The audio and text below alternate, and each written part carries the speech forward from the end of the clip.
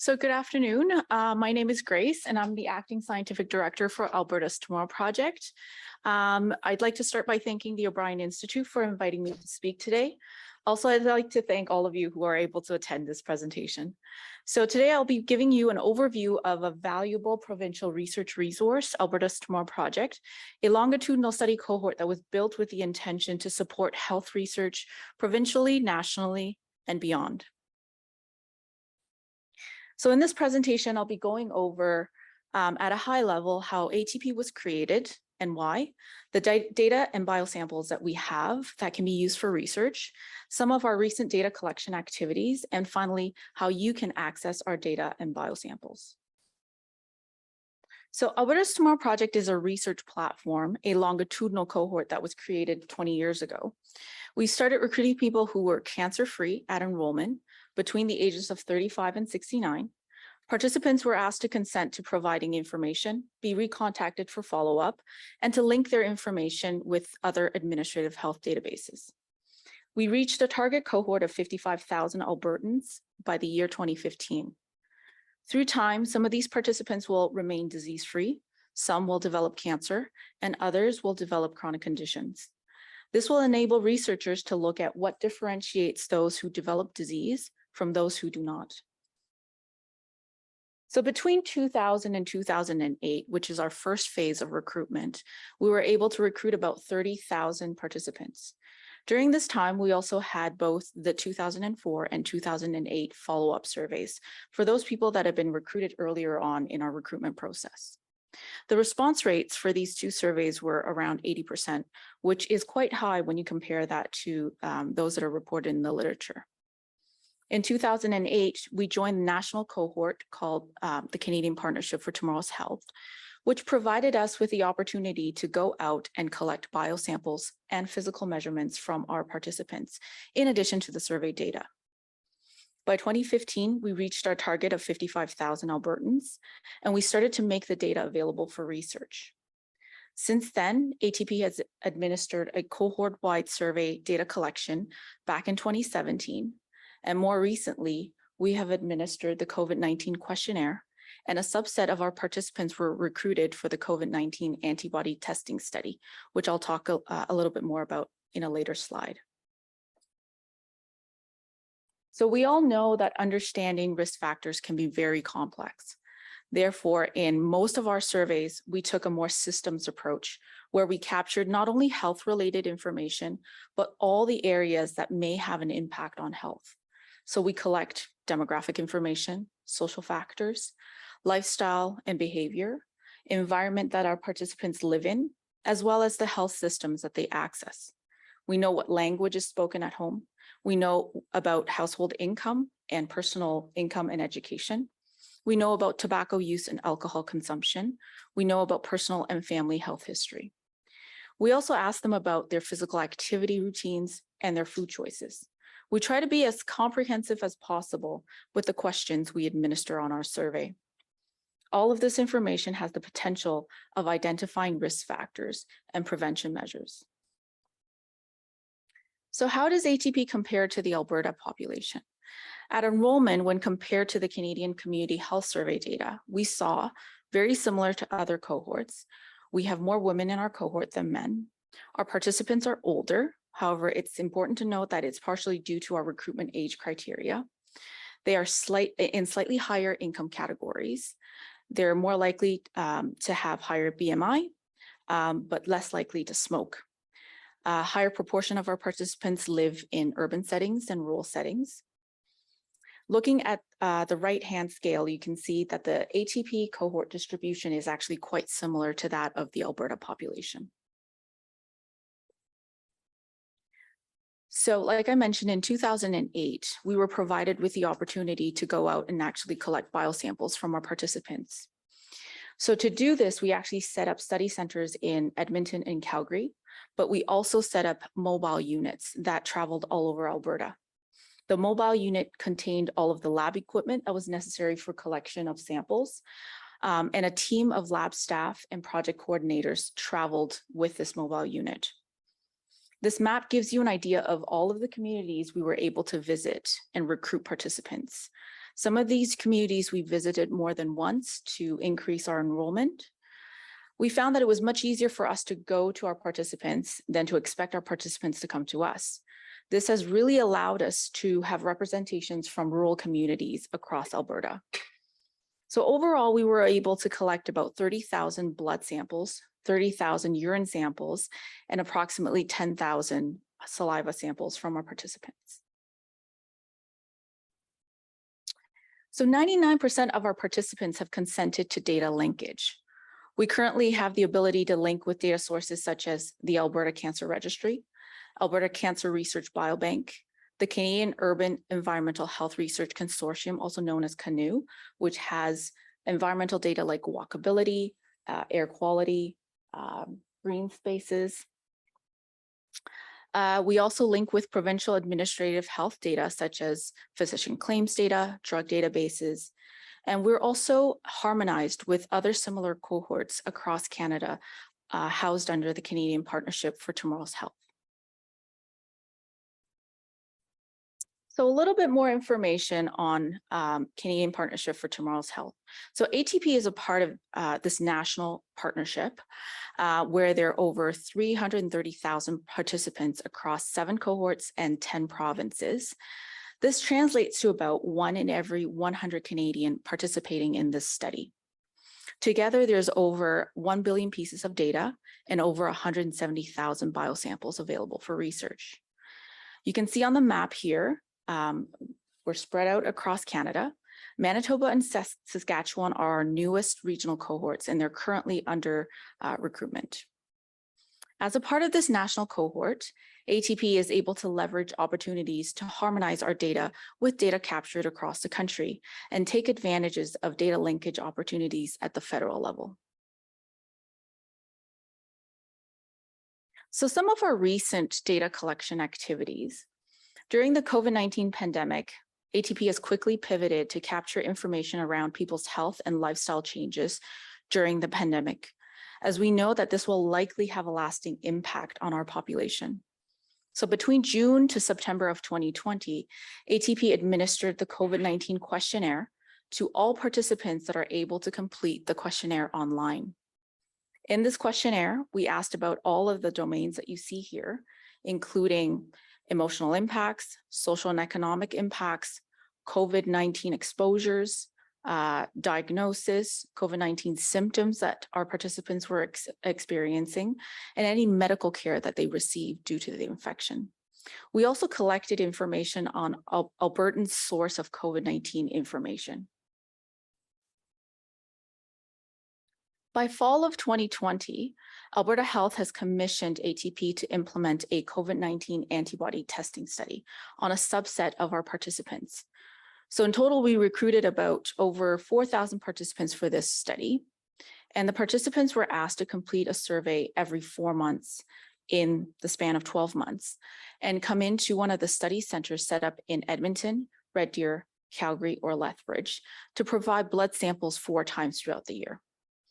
It is also important to note that the survey for this study was created in alignment with other Alberta serology studies, the CanPath serology study, and the federal COVID-19 Immunity Task Force survey.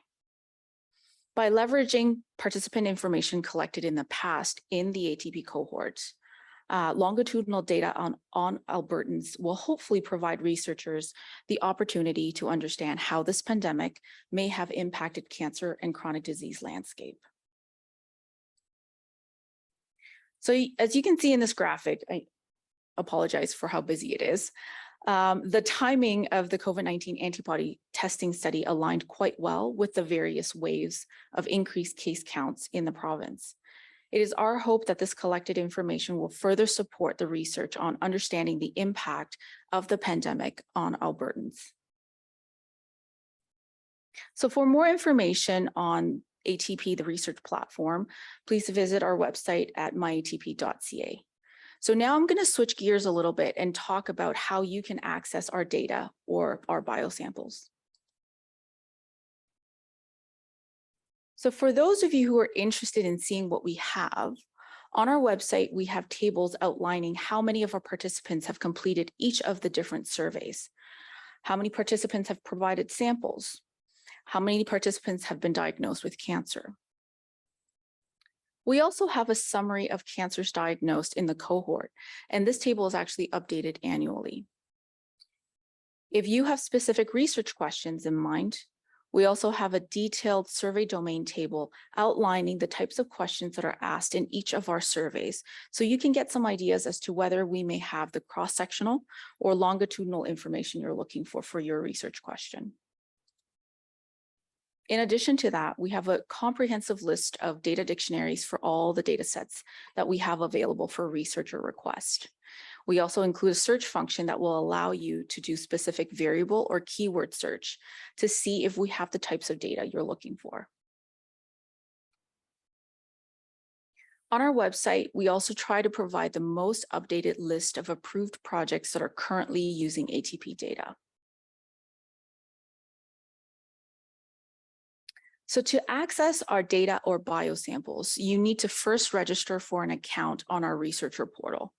Once registered, we ask that you submit an inquiry form or feasibility form where you will be providing your research objectives, data criteria, a brief description of the methods you will be using, and any linked data that you're considering obtaining access to as well.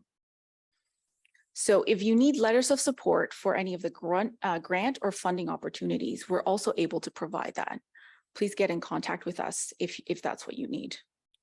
Full access applications must be completed on the researcher portal as well, and it could be submitted at any time. It is important to note, though, that ATP will only be reviewing applications on a set schedule, so please visit our website for that schedule. All applications need to include the research proposal, ethics approval, and a proof of funding.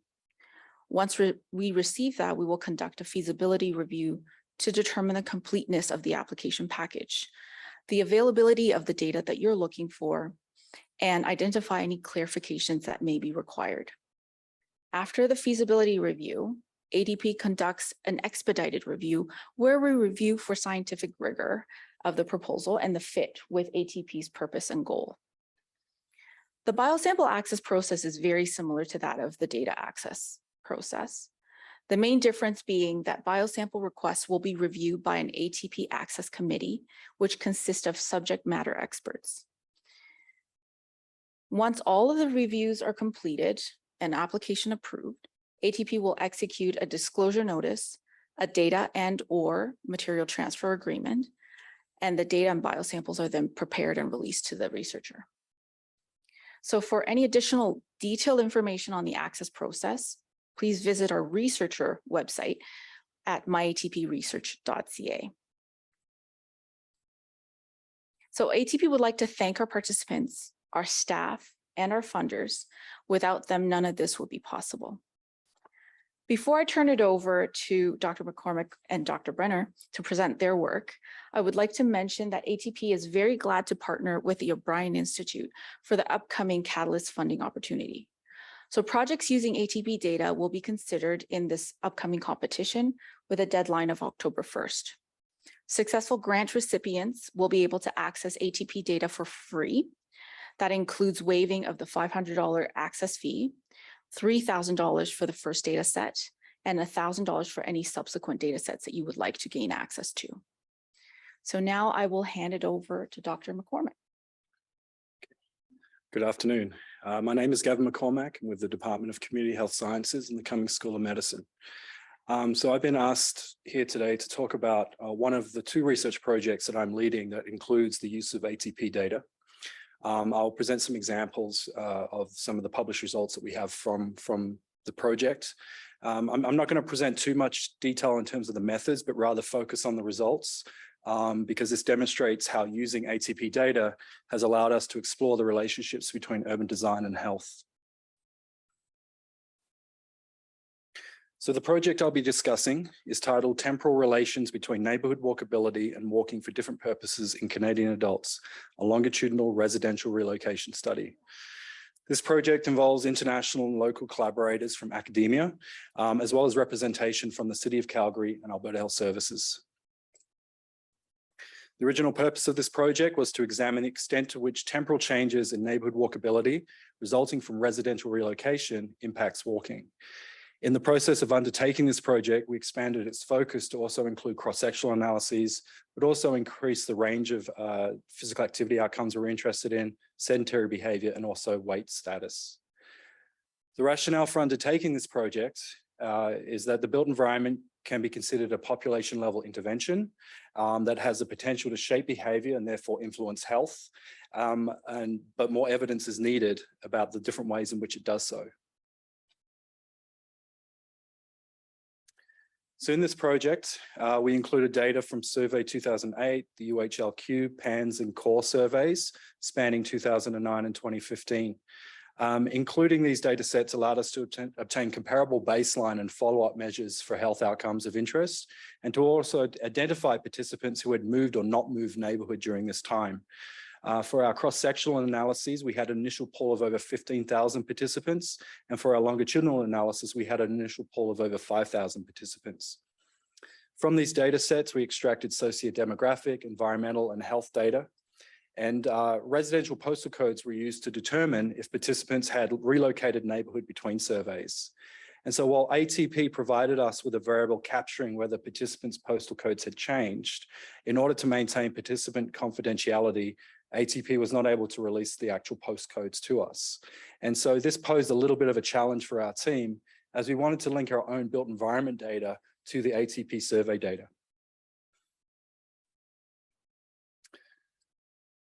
So we had a range of built environment variables we needed to link with ATP data, and ATP were willing to do the linking on our behalf. But this meant that we had to estimate built environment variables for all postal codes in Alberta.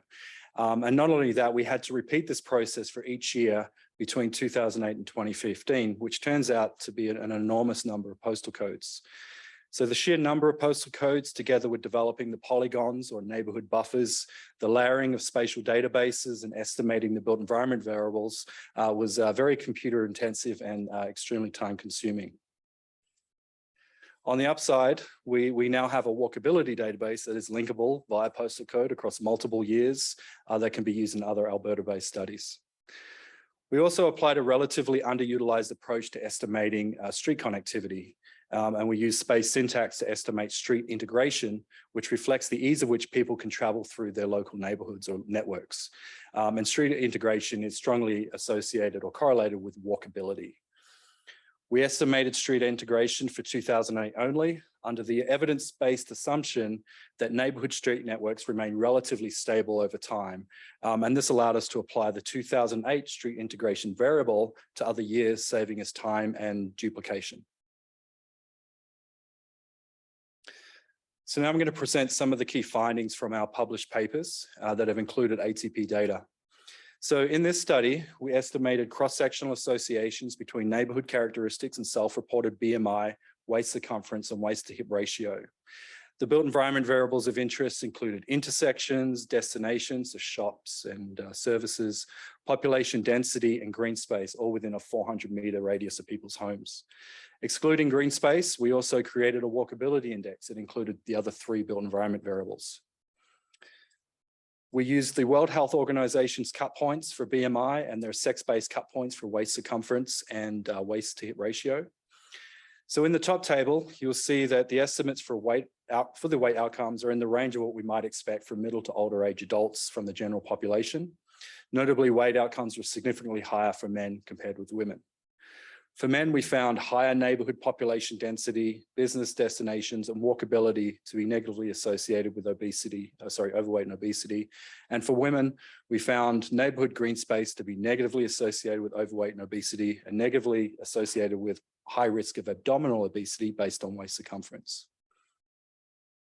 And just to point out, the estimates for population count are in a sort of a 100 units, and for destinations, it's in 10 units. So just to explain the very small coefficient there for the odds ratios. So the findings suggest that there may be links between specific built characteristics and specific weight outcomes, of which some may differ depending on sex. So in another cross-sectional analysis, We examined the same built environment variables mentioned in the previous slide, but we looked at sedentary behavior as a key outcome. And studies to date have generally found a mixed association between built environments and sedentary behavior. And here we estimated the associations between the built environment variables and time spent sitting on week and weekend days, as well as in motor vehicles. In the top table, you'll see that adults were spending about 5 to 6 hours per day sitting and about an hour a day sitting in motor vehicles. Men also undertook significantly more sitting than women. In the bottom table, you can see that there was the associations between built environment variables and sitting. And in this case, green space was the only built environment variable associated with sitting among women. And so again, these findings are suggesting that some built environment variables seem to be more important in terms of their association with sedentary behaviors. And again, these associations may differ depending on sex. Again, based on another cross-sectional analysis with ATP data, we estimated the associations between perceptions of neighborhood walkability and different types of physical activity. About 60% of our participants said that they were found to walk for recreation and for leisure, transportation and for leisure in the past week. And about 30% reported participation in moderate and vigorous physical activity. And among those who reported participation, they did so for an average of 2 to 3 hours per week. Participants who perceived their neighborhood to be more walkable were more likely to participate in the 4 activities. And apart from moderate physical activity, perceived walkability was positively associated with the weekly time spent in those activities. We also found perceived walkability was more strongly associated with leisure walking for women compared with men, and that walkability and vigorous physical activity was positively associated for women, but negatively associated for men. And so our findings are basically highlight the importance of perceptions in terms of perceptions of the built environment in relation to physical activity, and again suggest that there could be sex-based differences in these associations. Now I'm going to present the findings from one of our longitudinal analyses. And so here we examine whether changes in street integration resulting from residential relocation affects physical activity. What we found was that about 295 participants had relocated neighborhood, which is not many, but maybe to be expected given that the elapsed time between the baseline and follow-up data was about 1.5 to 1.8 years. So not much time to actually move, essentially. We categorized our sample into 3 groups. So we had non-movers, which was essentially considered for us a built-in control group. Those who moved to a neighborhood with higher street integration, and those who moved to a neighborhood with less street integration relative to their origin neighborhood. So here I provide an example of what those street layouts would look like for neighborhoods based on different levels of street integration. So panel A has higher street integration, and it's sort of more reflective of a grid-like street pattern. And then panel B has a lower street integration, and is more reflective of sort of a loops and lollipops type street pattern or grid. In a previous study, we found that street integration scores of Calgary neighborhoods range between 0 and 560, with an average about 170. And now just to put that into perspective, mean street integration in Japan is over 950, and in Melbourne it's over 180, and that also includes urban and rural areas, and we were just focused on urban.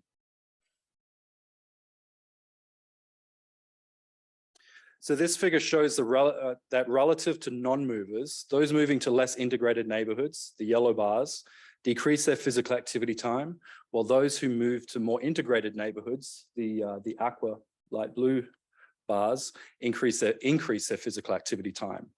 But despite this general pattern and some relatively large effects, compared to non-movers, significant differences were only found for those moving to more integrated neighborhoods in terms of their leisure walking, or when their leisure walking was combined with moderate and vigorous physical activity.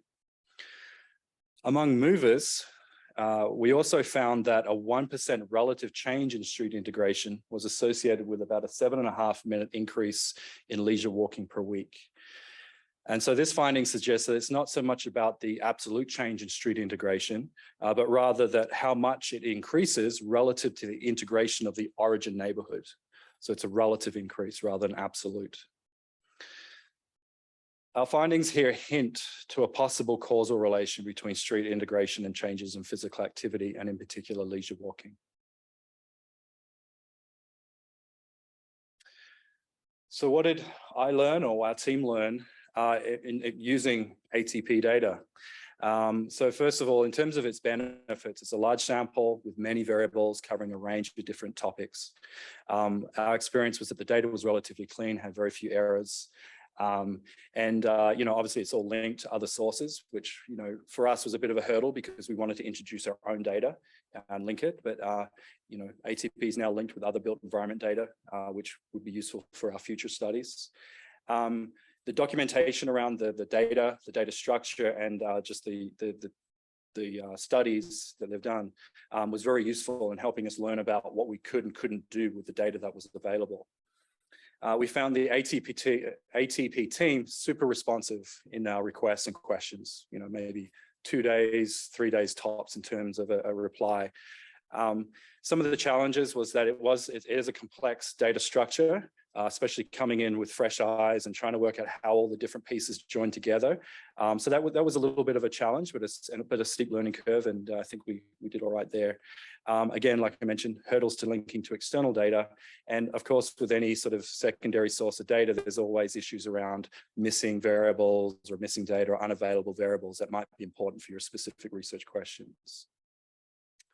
Okay. Thank you, and I'll hand it over to Dr. Brenner. Good afternoon, everyone. Hope everyone's having a good day so far, despite the rain outside and the cold weather. It is summertime, I think, right? So my name is Darren Brenner. I'm an associate professor in the departments of oncology and community health sciences, and I'm also the director of research at the Forzani and McPhail Colorectal Cancer Screening Center here on the Foothills campus. So I was, similar to Dr. McCormack, I was asked to sort of give an overview of some of the work that we've been doing to leverage the ATP or the Tomorrow Project.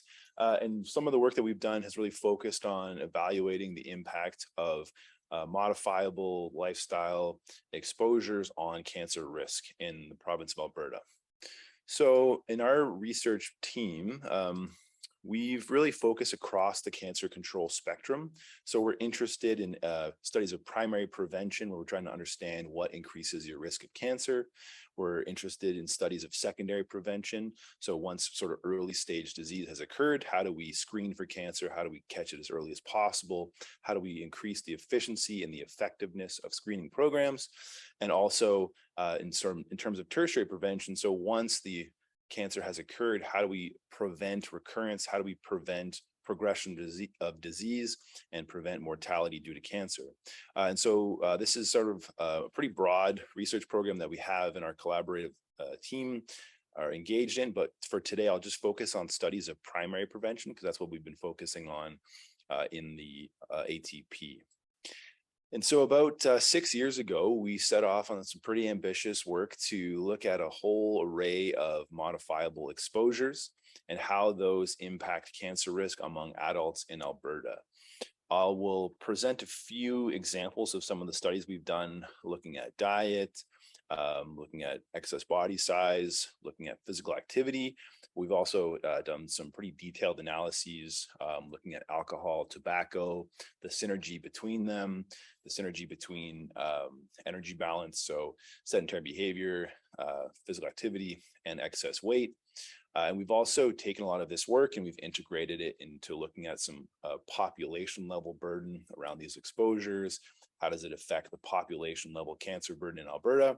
But focusing specifically on the ATP work, we really thought this was an excellent resource, and we've been very fortunate to leverage these data and to work with the team at the ATP, because as Dr. McCormack alluded to, it's a very rich data set that has very detailed questionnaire, historically collected, very low levels of missing data due to the verification processes, and the linkages are already complete in our case of interest with the Alberta Cancer Registry, which, for those who are unaware, the Alberta Cancer Registry is a very high quality registry. It collects over 99% of cancer diagnoses in the province. So from an epidemiologic perspective, it's a high validity data set because there's very little missing and misclassification. So within the cohort, those are all collected. The questionnaires are collected at baseline, and it allows us to sort of, shown here schematically, separate the cohort into those who were previously exposed or unexposed based on their various behaviors and exposure patterns, and then follow them up over time to understand what increases or decreases risk of cancer in the population. So as I said, I'll show just a few examples of some of our results, and I'm very light on the methodologic details. So if you have any questions, happy to answer them, but I just sort of thought I'd give the top level results from some of the work we've done. And again, this is just sort of a highlight of some of our analyses. So some of the work that was done by Amanda Barberio previously on our team was to look at physical activity and how it impacts cancer risk. And there's very detailed physical activity questionnaires that include your sort of leisure time, as well as your occupational and transportation physical activity. Here, this graph just shows the impact of this is leisure time physical activity on your cancer risk. And so these are hazard ratios on the left. So one has a null effect on your risk, and below one is a protective hazard ratio over time. And what we observed is sort of alignment with the general knowledge around healthy behaviors for adults is that being active for about 150 minutes of physical activity a week reduces your risk of many common cancers by about 30%. And what's interesting about these data, again, the temporal nature of them, is that these were data that were collected about on average 10 to 11 years before the cancer diagnoses. So it sort of takes away that potential bias of temporality from some study designs when looking at physical activity and cancer risk. So, and again, this is for all cancers in Alberta, but we have in the paper have all kinds of very detailed analysis broken down by wherever we had sufficient sample size, as Grace showed in the first set of slides, very detailed breakdowns of cancer incidence site by site. But the results here I'm showing are just for all cancers combined. So that's physical activity. We also did some analyses looking at excess body size. And so these are similar types of figures where we have hazard ratio on the y-axis, and this is body mass index on the x. And so again, this is for all cancers, so developing any cancer. So for every 5-unit increase in BMI, again, this is captured about 10 years prior to a diagnosis of cancer, there's about a 25% increase in the risk of several common cancers among adults in Alberta. So, and again, this was work that was led by Amanda Barberio on our team in collaboration with Dr. Christine Friedenreich, and is very much in alignment with the literature among other sort of Western populations, that this is a pretty consistent and strong risk factor for the eventual development of multiple cancers. We also did a few analyses looking at other behaviors that are sort of a bit less studied. I thought this one was quite interesting. We looked at some of the questionnaires around sleep duration and sleep quality. And so what we found that amongst the adults in this cohort, there's sort of this Goldilocks time of about 7 hours of sleep a night. I know we all think sometimes, oh, I wish I could sleep for 12 hours, but on a habitual basis, it's probably not a good thing. It's typically indicative of some underlying health condition that's probably increasing your risk of cancer. So below 7, around 6 hours per night, there starts to be a statistically significant increase in your risk of developing cancers.